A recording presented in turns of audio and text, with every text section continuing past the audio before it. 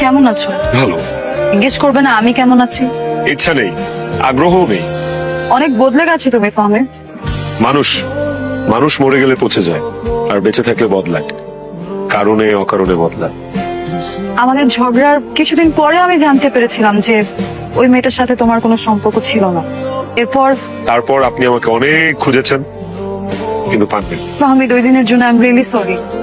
আমি না রাগের মাথায় কি কি বলে ফেলেছিলাম আমি নিজেও জানি না, কিন্তু আমি এখনো তোমাকে ভালোবাসি ফাহমি। Nice jokes. জোকসটা ভালো ছিল। একদিন পর বুক ফেটে হাসি আসতেছে।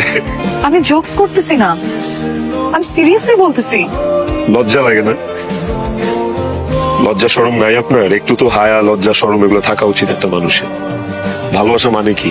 ভালোবাসা মানে বোঝেন? ভালোবাসা মানে হচ্ছে making commitments, fulfilling those commitments. একজন আরেকজনের উপর দায়বদ্ধতা, সবসময় ভালোবাসা মানুষের ভালো চাওয়া, সুখ দুঃখ ভাগাভাগি করে নেয়।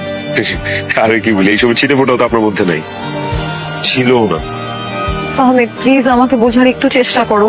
আপনি কি ভুলে গেছেন ওই দিন আমাকে আপনি কি কি বলেছিলেন? অনেক কথা বলেছি, স্পেশালি ওই কথাটা, স্ট্যাটাস। ভালোবাসা স্ট্যাটাস দেখে হয়, তাই না? এরকমই তো একটা কথা ছিল। সরি টু সে, এখন আমার আর তোমার, আই মিন আপনার, আমার আর আপনার স্ট্যাটাস, এর মাঝখানে যোজন যোজন দূরত্ব, অনেক ডিস্টেন্স। আমি আর ওই ফাহমিদ নাই যে ফাহমিদকে আপনি রাস্তায় ফেলে চলে গেছিলেন। This is a complete different man. এই ফাহমিদ অন্য ফাহমিদ। তার প্রতি আমার কোনো রাগ ক্ষোভ গ্রাজেস কিচ্ছু নেই, মাফ করে দিচ্ছি। বাট একটা কথা কি জানেন, আপনি চলে যাওয়ার পর আমি আর কাউকে ভালোবাসতে পারিনি। আমার মধ্যে থেকে ওই ভালোবাসাটা জন্মই নেয়নি কারোর জন্য। আজ পর্যন্ত আমি আর কাউকে ভালোবাসিনি। আমি জানি না আমি আর জীবনে কোনদিন কাউকে ভালোবাসতে পারবো কিনা। সুন্দর লাগতেছে। ঠিক আছে।